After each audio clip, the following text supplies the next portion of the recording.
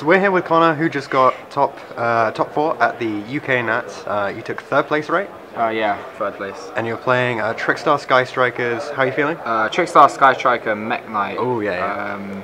Yeah. So obviously I came out of my top 4 match here. I don't know if you watched it on stream, but if you did, you saw I misplayed dirtily both games 1 and 2, and I think like I'll probably get roasted for it, but it is hard to play under pressure, under like that much pressure and I know it was a simple mistake, but it happens to the best of us. So yeah, exactly. There's nothing more I can do about it. It's in the past. I'm just going to move on, and I'm happy with my top. I'm actually really happy because last year at the last Nats I came top 32, and I really want my only want for this year was the top 16, because I want to as long as I can get better.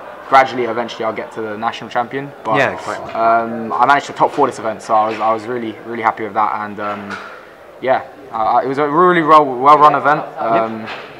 I think during Swiss, my record was 8-1-1, so 8 wins, 1 loss, 1 draw. Yep. And then obviously I played in top cut until top 4. Yep. And do you want to know my matchups? Yeah, go for it. Okay, so round 1 I played Altergeist 2-0. Round 2 I played Invoked. Invoked Sky Striker 2-0. Yep. Round 3, 4, and 5 Trickstar Sky Striker 2-0 all of those. Round 6 Altergeist again, lost 2-1. Round 7 I played against another Trickstar Sky Striker 1-2-1, and then that was day 1. Yep. Day 2 I played against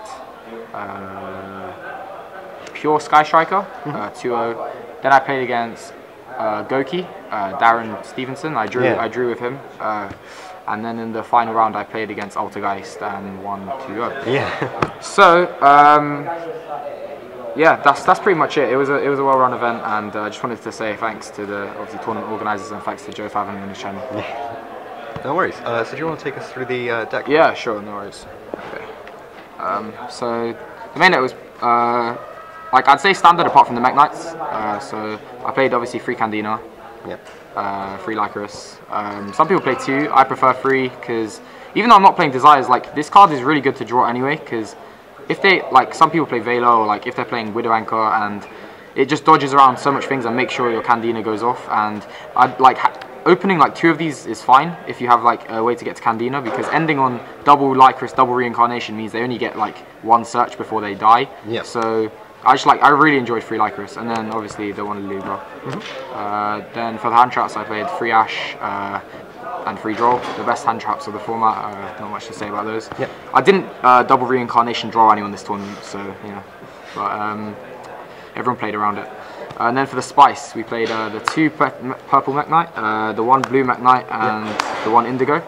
I was okay, another story, quick anecdote. Yeah. I finished my exams obviously on the this Friday, so 2 days ago. Yeah. And so I didn't have much testing for the tournament, which was the next day. So I got to the hotel at maybe 4:30 in the afternoon, and then for the rest of the afternoon I just tested. And we and my boys, I'm part of Team Disciples, so that's the team I'm part of. Probably see from the t-shirt. And out of us, I think there was 11 of us. 9 of us topped the event, and 6 of us were playing. 7 of us were playing the exact same list. We all played this list, and I got it from the 2 guys that came up with it, Marcus Patel and Billy Val, and they tested thoroughly for this event, and they made the list, and I was cool. I'm just going to use this list. You give me the deck, I'll pilot it. Yeah. And so they gave me the list. So big shout outs to them, and. Yeah, these Mekk Knights, the reason you play them is because they put on a lot of pressure in the mirror match. This deck was built for the mirror match, so when a lot of the time, it's hard putting big beaters on board when you're playing a Trickstar deck. They find it hard to get over 2-5 guys, 2-4 guys. So having these guys is really good, because not only is this a 2-5 beater, but you can summon it almost all the time, and it acts as a wind-up rabbit. So any time they would try to get rid of it, you just banish it, search a Mekk Knight, and then it comes back to the field. It's like an Omega. So that was really good. And then this one, if they have 2 cards in the same column, you just summon it and search 2. So these guys put on so much pressure, and they won me a lot of games. I OTK'd a lot of these, so I really enjoyed those throughout the tournament. So that's the monsters. Onto the spells, obviously 3 light stage, 3 crisp ulti terraformings. So 6 light stage basically. 3 engage, 3 hornet drones, and then I played 1 Anchor and 1 Afterburner. Yeah. I was playing Jamming Waves for a while, just like testing out whether I should play Burner or Jamming Waves, but like Jamming Waves just didn't do enough for me, and every time I activated, they always just chained the back row, so it was always like a -1 for me. Yeah. Whereas with Afterburners, hitting their Lycris is really good, because a lot of times, like if you're trying to OTK or trying to set up a good board, the damage from Lycris actually does add up, and this card's good for outing, stuff like that. Oh, and it also outs Borrow Load, which is kind of annoying to get over. And then 3 Scapegoat, obviously, you resolve this, you win. Yep. And then obviously there's not much room for like creativity in the deck. There's maybe like 6-7 spaces, and already 4 spaces were taken up by the Mekk Knights. So I could only play either this or Shared Ride, or like, you know, those type of cards that like you can only have like that much amount of, and other people decide to play Shared Ride. Like I know I played Lorenzo Roman like top 8, and he was playing Shared Rides. I think he was maining 3. Yeah. And the reason I'm playing Called by the Grave over Shared Rides is because I feel like the back row in this deck doesn't really like hurt the opponent. Like there's not really interrupts. The main interrupts are the hand traps, which is like Ash Droll. Yep. So having this for like turn 1 when they draw you or Ash you or try, like even if they double Reincarnation and then draw you, they've just -2 and you Call by the Grave them. Yeah. So like I think this card was amazing over Shared Ride, and like even in top card, like when I played Lorenzo Roma and he Shared Ride me, I just Ashed it, like, and then I won from there. So I really like Called by the Grave. It's amazing, and yeah, it was definitely the correct call for the tournament. 3 of this. And then for the traps, I played 3 Reincarnation. Yep. Some people play 2. You have to play 3. Like the discards of the Nightmares and just being able to activate double Reincarnation if you have double Lycris is too much damage on the board. Yeah. And that's 40 card main deck. Sure. Onto the side deck. Got some tokens here. These are my Sky Striker tokens, and these are my Scapegoat tokens, and this is my team token. Right, cool. On to the extra deck. Extra deck was pretty standard, nothing. It's the same as a normal Sky Striker Trickstar deck. 2 Kagari, 1 Shizuku. I never really needed more. I think this is perfect ratio. Being able to add back engage and then searching another engage is pretty good. Yeah. Yep. And then double Link Spider, mandatory. Yep. Space Insulator. This guy actually has a second effect that a lot of people don't know about. Like when a Cyberse is summoned to your field, you summon this to, I think it's to a link point. Yeah, to a zone it points to. Yeah. So like if you make Trispana, you can like bring this back and blow up their back row. But that never came up for me. Yeah. I played Holy Angel. This was a last-minute decision. I was originally playing Ningirsu, which I definitely think is correct now. But I'm kind of, I like 100% think we should play Ningirsu, but I'm not sure whether I want to cut Holy Angel because it did win me a game in like round 8 or whatever, where I was playing Altergeist and they had the Rivalry of the Warlords up, and I linked my guys into this and then just constantly did damage, and obviously my Trickstars couldn't be destroyed by battle when I had the ones that I linked to this, so this card actually like came in, so yeah. And then for the Nightmares, we play Goblin, Cerebus, Phoenix, Unicorn. Obviously, I don't play Griffin. Don't think it's that good. And a lot of people like they play Space Insulator over the Cerebus, and they're not playing Cerebus. I play both. I think Cerebus is amazing because like sometimes just getting rid of monsters and getting the free draw is amazing. And yeah, sometimes you just make it, and you don't even need to pop their monster, but you have to get the discard because like you want to discard Lilybell or Reincarnation. So I like this. Okay, sure. So yeah, that's the Nightmares. Then I played Trispana.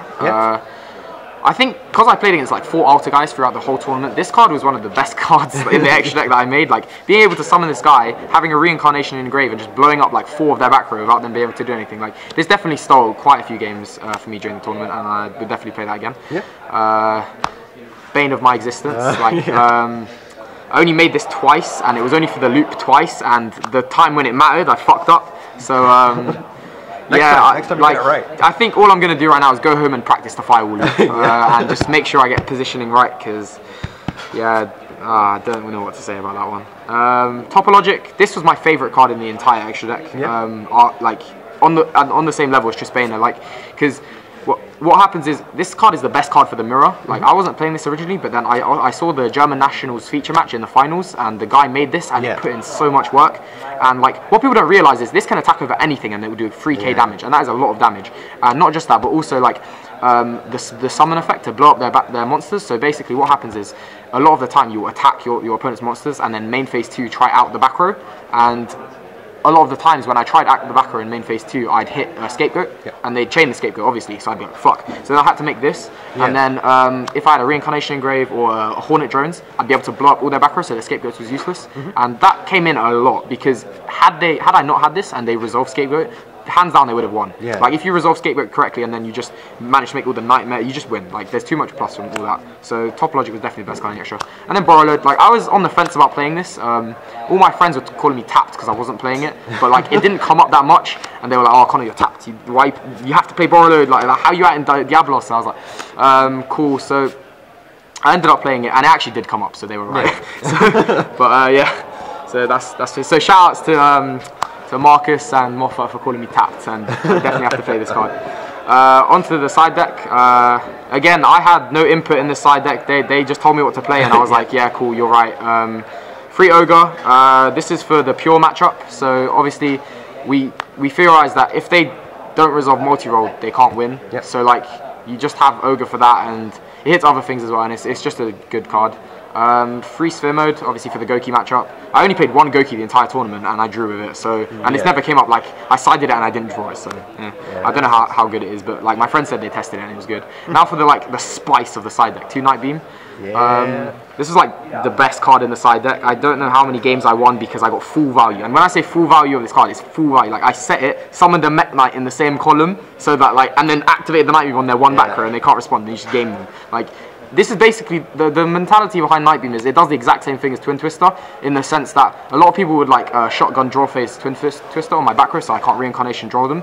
But that requires you to discard a card, and sometimes when you open Broken Hands and you don't want to like discard a reincarnation or a Lilybell, you might want to just like kill their back row without having to discard a card. Yeah. And that's what Night Beam does, because basically if you activate it on their lone back row, they can't respond. So if it's a Scapegoat, it's gone. However, if they have 2 back row, they can obviously play around Night Beam by chaining one of them, then chaining the other. But that's fine, because if they do that, then it's exactly like if you Twin Twisted and then they just responded. So like it does the exact same thing as Twin Twister, and if they have 1 back row, they can't respond. So I think this is ultimately better. And also, I'm siding 1 Impermanence, because we were playing 15 cards, and I didn't know what we were playing 14 like 100% side deck cards, and we didn't know what the 15th card would be. So we just wanted another card for Goki. But in hindsight, this should definitely have been a 3rd Night Beam, because Night Beam was disgusting. Like this card was definitely the MVP of the day. Oh. Well, this and another card I'll get to in a sec. And then I play Free Shared Ride. It's the best card in the mirror. Obviously, if you go first, you side free, and then you just win if you resolve it. And then the Impermanence for Goki. And then my favourite card in the entire game of Yu-Gi-Oh! This has been my favourite card since I topped YCS Rimini, and this was also the reason I topped YCS Rimini. Heavy Storm Dusters. This card is just amazing. I don't know if you like. I was on feature twice, and the first time I was on feature, I played against Altergeist, and he won game 1. No, did he win? Yeah, he won game 1, so I was already on tilt. and then game 2, I was like, cool, like fuck this, I'm gonna go in. I sided these in, and I drew 2, and obviously I set 2, and he went. I passed, and he set 5 back row. I just blew like 4 of them out with this, and like I hit the Rivalry, I hit Anti-Spell, I hit Imperial Order. So like. This is definitely my favourite card in the entire game of Yu-Gi-Oh! Like it's so much plus. Like it's just 1 card for both their back row. Like it's amazing. Like I just definitely love that card. That card is amazing. Cool. So yeah, that's the deck. Do you mind if I do some shoutouts? Yeah, go for it. Okay, so I have quite a few shoutouts. Obviously, I wasn't that prepared for this event. I came to the event on the Friday with no testing, maybe a few games on Dueling Book. That's about it. My list was nothing like this list. It was a Sheg list. I was like maining Shared Rides. I was maining Shared Rides and Called by the Grays for some reason, and like I wasn't maining the Mekk Knights, and and my side deck was super tapped. Like I was playing Cherries. That card's crap. So. Really big shout out to the disciples, like especially the ones who tested on the Trickstar deck, because they definitely went in with making the most broken list. Like I played, I think 5 or 6 Trickstar mirrors, and I didn't lose a single one. Like I 2-0'd pretty much all my Trickstar Sky Striker mirrors apart from 1. So like this list is broken for the mirror match if you want to like use it. And big shout outs to the disciples. Big shout outs to Marcus, Moffat, Barney. For driving up here with us, Moffat and Alex Robertson. They're from Surrey. They're not part of like the Brotherhood, which is like this like club in London, which I'm also giving shout outs to. Like that's my locals. I always go there, and that's where I like started off as a player. So I think like what happened today was attributed to that. So I wanted to shout them out. Shout outs to Abid for being my token on stream. He's getting recognition. This was the name of our team before like we changed it to like a good name, but it was just like Furio, because like it was a theory group and like a testing circle.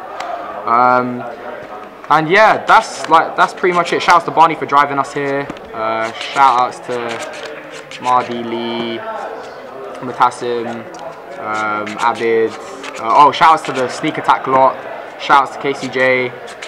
Yeah, like, let's get it. Let's go. Cool. Congrats again, and good luck in the future. Hopefully next time you take first. Yeah, hopefully. We'll try and not misplay. Thanks, man. No worries. Thanks for watching this video. If you got any comments or suggestions that you would like to make, feel free to leave those in the comment section down below. Don't forget to hit the subscribe button and the bell button for notifications for future uploads.